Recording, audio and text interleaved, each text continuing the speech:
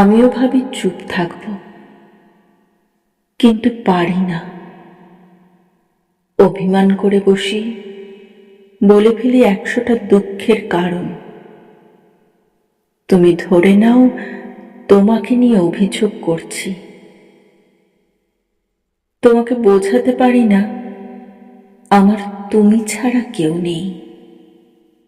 কাউকে আমি নিজের ব্যাপারে বলতে চাই না, বলতে স্বাচ্ছন্দ্য বোধ করি না।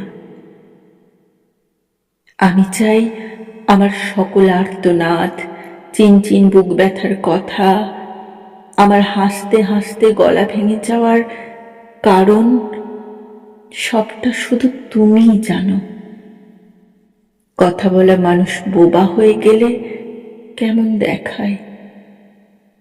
হয়তো একদিন চুপ হয়ে যাব, বলবো না এমন কিছু যা তোমার মন খারাপ করে দেয়। তবে সেদিন প্রশ্ন করো না চুপ কেন। নিজেকে হারিয়ে ফেলা মানুষ একবার চুপ হলে বোবা হয়ে যায়।